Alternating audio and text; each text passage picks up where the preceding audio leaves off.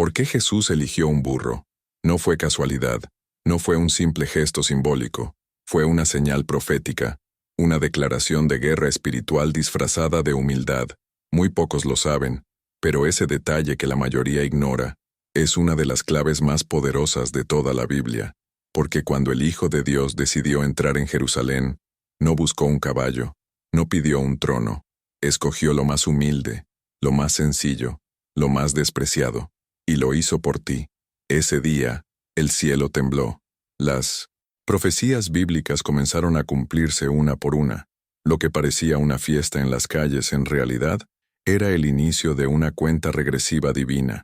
La gente gritaba, «Hosana», sin saber que estaban adorando al Cordero que pronto sería inmolado.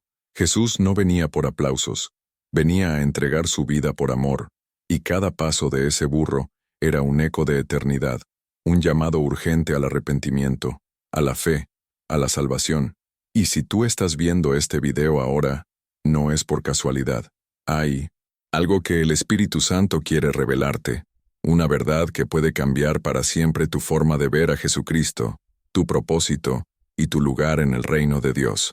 Pero tienes que quedarte hasta el final, porque lo que descubrirás aquí, muy pocos se atreven a enseñar. Si estás buscando respuestas espirituales que pocos se atreven a revelar, suscríbete ahora y quédate hasta el final. El rey humilde sobre un burro no era un caballo de guerra, no era un carruaje dorado tirado por corceles blancos, no, eran trompetas ni escudos relucientes los que anunciaban su llegada. Era un burro, un animal simple, sin gloria ni poder, que cargaba sobre su lomo al Rey de Reyes. Mientras las multitudes extendían mantos y ramas de palma por el camino, no muchos entendían lo que presenciaban. Jesús, el Hijo del Dios viviente, entraba a Jerusalén, no como los reyes de este mundo, sino como el Mesías anunciado por los profetas. Zacarías 9:9 ya lo había declarado con claridad siglos antes. Alégrate mucho, hija de Sión. Grita de júbilo, hija de Jerusalén. Mira, tu rey viene hacia ti, justo, salvador y humilde, montado en un burro. Este no era un acto simbólico cualquiera. Era la encarnación literal de una profecía bíblica, cumpliéndose ante los ojos del pueblo. El burro, a diferencia del caballo, no era un símbolo de guerra, sino de paz. En la cultura hebrea, un rey que montaba un burro venía en son de reconciliación, no de conquista. ¿Y qué mejor representación del reino de Dios que esa? Un reino que no se impone con espadas ni ejércitos, sino con fe, con oración, con arrepentimiento y con el poder del Espíritu Santo. Jesús no necesitaba demostrar su autoridad con ostentación. Su sola presencia, su mirada compasiva, su caminar sereno, revelaban un poder que trascendía los códigos humanos. Ese día, mientras la ciudad se estremecía con los gritos de «Hosana en las alturas», los cielos observaban en silencio reverente. El Cordero de Dios se acercaba a su destino final, no con violencia, sino con mansedumbre. ¿Te has preguntado alguna vez por qué Dios elige lo débil para avergonzar lo fuerte? Este momento lo demuestra. El Salvador del mundo no vino con ropajes de gala ni joyas brillantes. Vino con sencillez, vestido como uno más entre el pueblo, accesible a todos, cercano al corazón quebrantado. Su entrada en Jerusalén fue una predicación en movimiento. Cada paso sobre las piedras polvorientas era una declaración de amor al pecador, una invitación al reino de Dios que no conoce fronteras humanas. Es como si dijera con cada trote del burro, mi yugo es fácil, y mi carga es ligera. Mateo 11:30. Este reino exige que subas al palacio. Él baja al polvo contigo, camina a tu lado, y te extiende su mano en silencio. Pocos sabían lo que estaban presenciando. Para muchos, era solo un profeta famoso. Para otros, una esperanza política. Pero para los que veían con los ojos del alma, era el cumplimiento del anhelo eterno.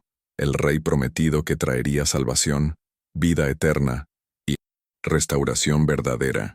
La entrada de Jesús sobre el burro revela una verdad que cambia vidas.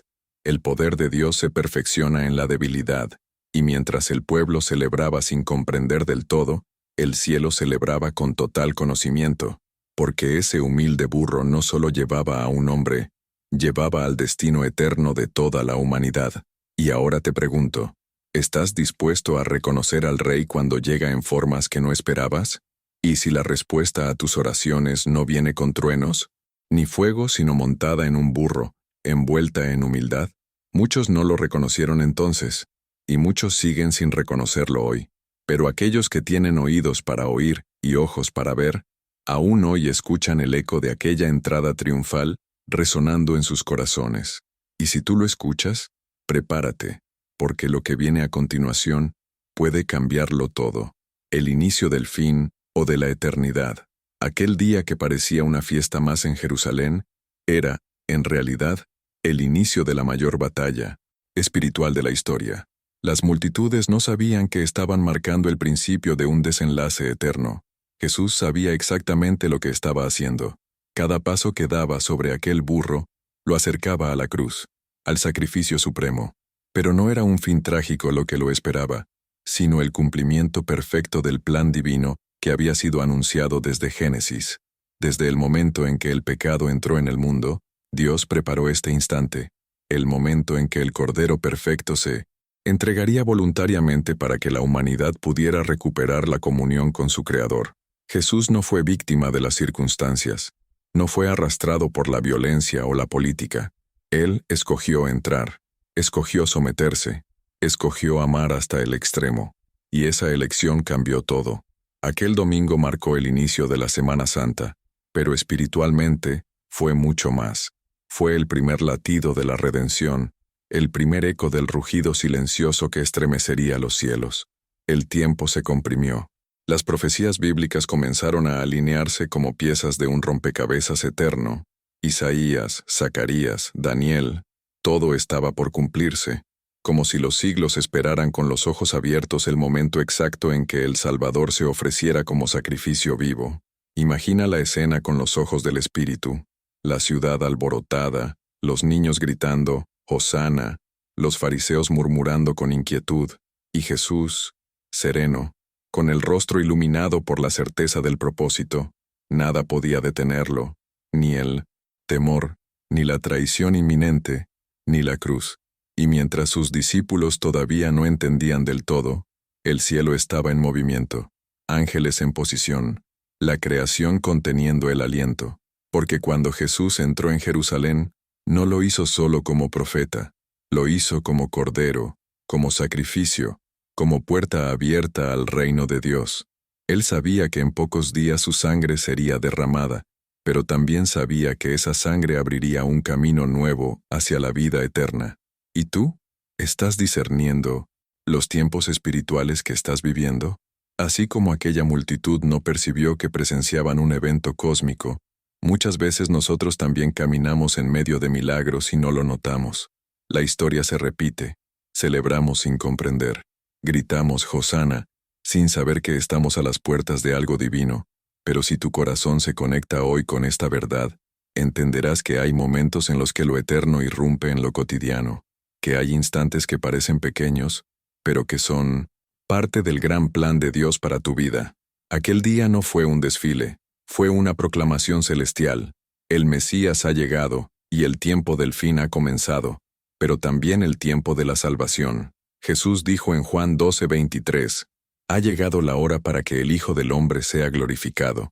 Y tú, que estás leyendo esto ahora mismo, necesitas preguntarte, ¿reconozco la hora?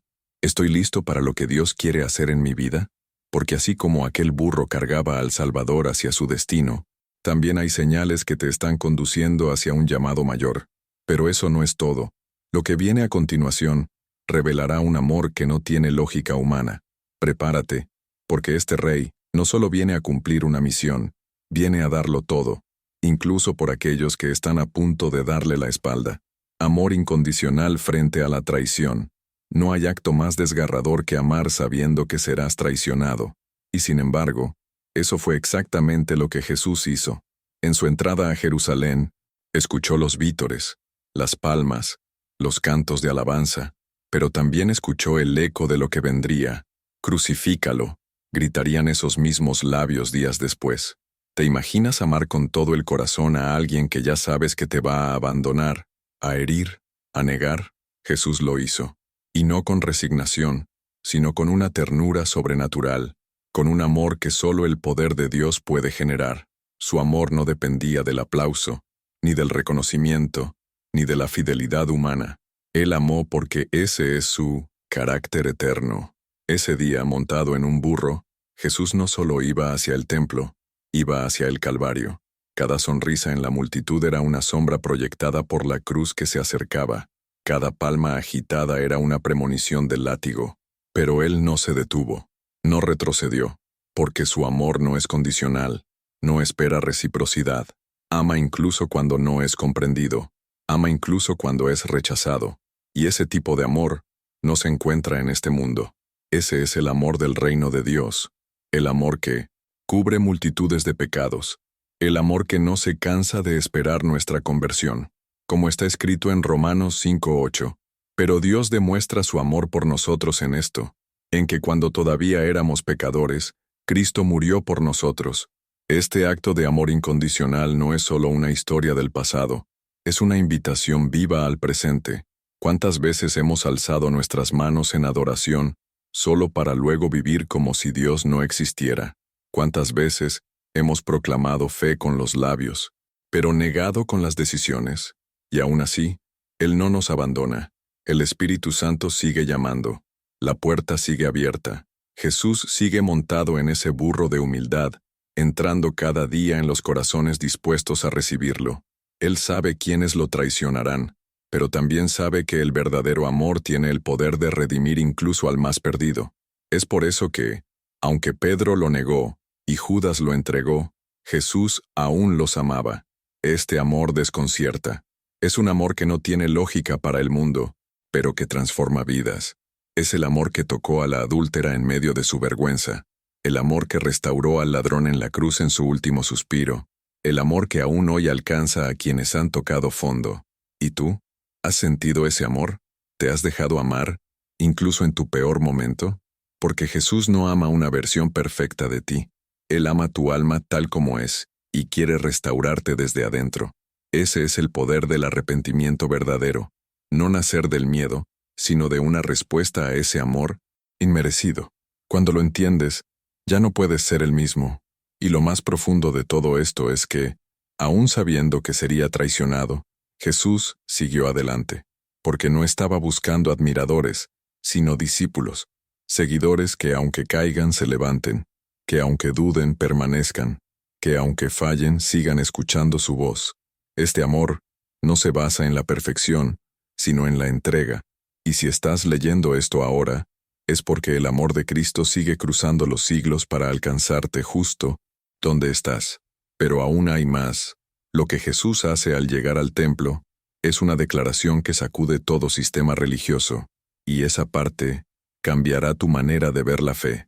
Confrontación espiritual y limpieza del templo. Jesús no solo entró a Jerusalén para ser aclamado, entró con una misión clara: confrontar lo que estaba podrido bajo las capas de religiosidad aparente. Apenas descendió del burro y se dirigió al templo, el ambiente cambió. La misma mansedumbre con la que había llegado dio lugar a un celo santo que encendió su espíritu. No fue una reacción impulsiva, fue una acción profética. El templo, que debía ser casa de oración, se había transformado en una cueva de ladrones, cambistas, comerciantes, rituales vacíos. Todo funcionaba como una maquinaria de apariencia piadosa, pero sin vida espiritual. Y el Hijo de Dios no podía tolerarlo. La Biblia relata en Mateo 21:12 que volcó las mesas de los cambistas y las sillas de los que vendían palomas. ¿Puedes imaginar esa escena? El minucioso silencio que se hizo, los rostros escandalizados, el aire cortado por el sonido de las monedas cayendo al suelo. Ese acto no fue simplemente simbólico, fue una declaración de guerra espiritual. Jesús no vino a decorar la religión, vino a purificarla, vino a arrancar las raíces secas de una fe basada en costumbres, en apariencias, en dinero y manipulación. Y eso nos confronta hoy. ¿Cuántos templos, incluso nuestros corazones, están llenos de ruido religioso, pero vacíos de la presencia del Espíritu Santo? ¿Cuántas veces intercambiamos la oración por actividad, la comunión por liturgia, el poder de Dios por espectáculo. Jesús está interesado en la transformación interna, no en cuántas veces vas al culto, sino en cuánto de tu corazón Él realmente habita. Y cuando Él entra, comienza la limpieza, no para humillarte, sino para restaurarte. Es fuerte pensar que el mismo Jesús que sanaba con ternura a los enfermos, aquí levanta su voz con firmeza, pero ese es el verdadero amor, el que abraza y corrige, el que consuela, pero también confronta, porque hay cosas que no pueden coexistir con la gloria de Dios. Hipocresía, codicia, orgullo espiritual, todo eso tiene que ser expulsado, como dice 1 Corintios 6:19. ¿No sabéis que vuestro cuerpo es templo del Espíritu Santo? Entonces, ¿cómo lo estás manteniendo? ¿Qué rincones de tu vida necesitan que Jesús entre y dé vuelta a las mesas? Esta no es una pregunta para acusarte, sino para liberarte, porque cuando Cristo limpia, también renueva. Cuando Él confronta, también sana. Lo más impactante es lo que sucede después de la limpieza. Mateo 21:14 dice, «Y vinieron a Él en el templo ciegos y cojos, y los sanó». ¡Qué poderoso! Una vez que el lugar fue purificado, lo milagroso pudo fluir. ¿Estás entendiendo lo que eso significa? Muchas veces no experimentamos el poder de Dios porque hay cosas en nuestro interior que impiden su manifestación. Pero cuando permitimos que Él purifique, lo sobrenatural se activa, la oración cobra vida, la fe se enciende, la salvación se vuelve palpable. Jesús no limpió el templo para dejarlo vacío, lo limpió para llenarlo de la gloria de Dios. Y lo mismo quiere hacer contigo. ¿Y tú? ¿Estás dispuesto a dejar que Él limpie lo más profundo de tu alma? ¿Estás preparado para que las mesas de tu religiosidad caigan, para que los hábitos viejos sean sacudidos, para que lo verdadero tome su lugar? Porque el que entró en Jerusalén montado en un burro, no venía a jugar a ser rey. Él es el rey, y su reino exige entrega total, pero aún queda algo por revelar, porque mientras todos celebraban, mientras el templo era purificado, el corazón del rey estaba quebrado. Lo que veremos a seguir es uno de los actos más conmovedores de toda la Escritura. El rey lloró, y eso lo cambia todo. El rey que llora por su pueblo, mientras todos gritaban, «Hosana», mientras los discípulos se maravillaban por la multitud, mientras los fariseos observaban con recelo, Jesús lloraba. Lucas 19:41 nos revela una escena que corta el alma. Y cuando llegó cerca de la ciudad, al verla lloró sobre ella. No fue una lágrima discreta. El original griego indica un llanto profundo, como el de un padre que ve a su hijo perderse sin remedio. El rey del universo, que podía calmar tormentas, multiplicar panes y resucitar muertos, no contuvo su dolor. Lloró por Jerusalén, por su dureza de corazón, por su ceguera espiritual, por su rechazo al llamado divino. Y este llanto revela algo que pocos comprenden. El poder de Dios no es indiferente, tiene un corazón, siente, se duele, ama más allá de lo comprensible. ¿Qué vio Jesús que nosotros no vemos? Él no lloraba solo por lo que estaba frente a él, sino por lo que venía, la destrucción de Jerusalén, la dispersión del pueblo, las almas que se perderían sin reconocer al Mesías. Su dolor no era personal, era espiritual. Como dice en el verso 42, «Oh, si también tú conocieses, a lo menos en este tu día, lo que es para tu paz, pero ahora está encubierto de tus ojos». ¡Qué declaración tan desgarradora! La paz estaba allí caminando entre ellos, pero sus ojos no podían verla. Estaban cegados por la religiosidad, por la tradición, por las expectativas humanas. Y Jesús, aun sabiendo que lo rechazarían, los amó. ¿Puedes imaginar ese amor? ¿Llorar por quienes te van a crucificar? Solo alguien lleno del Espíritu Santo podría amar así. Y aquí hay una verdad que necesita ser dicha. Jesús también llora por nosotros, por cada alma que escucha su palabra pero no la obedece, por cada corazón que se acerca con los labios, pero lejos con el alma, por cada uno que juega con el reino de Dios, como si fuera una opción y no un llamado. Su llanto no es de debilidad, es de compasión. De ese tipo de compasión que clama en lo secreto por nuestra restauración. La oración de Jesús es un eco que aún resuena. Padre, perdónalos, porque no saben lo que hacen, y aunque sus lágrimas caían en Jerusalén, su amor alcanza cada rincón del mundo. Aún hoy, ¿qué pasaría si hoy reconocieras esa mirada que te busca entre la multitud? No con condenación, sino con ternura, no con juicio, sino con esperanza. Jesús llora por ti no porque te rechaza, sino porque te ama demasiado como para dejarte perder, y ese llanto es un llamado, una invitación urgente al arrepentimiento, a la fe, a la salvación. ¿Hasta cuándo endurecerás tu corazón? ¿Hasta cuándo vivirás como si este reino no te involucrara? El llanto de Cristo no es el final, es la antesala de una nueva historia. Si hoy oyes su voz, no endurezcas tu corazón, porque esas lágrimas son la prueba más pura del amor divino. Y ahora, cuando parece que ya no queda nada por decir, te hago una pregunta.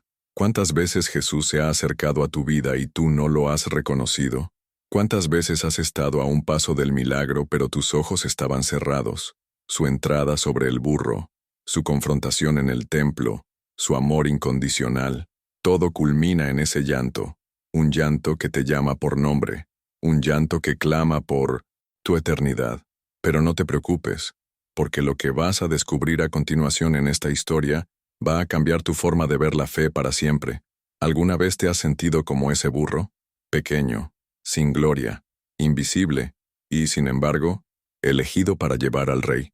Porque si Jesús pudo transformar un simple burro en el trono de su entrada triunfal, ¿qué no podrá hacer contigo?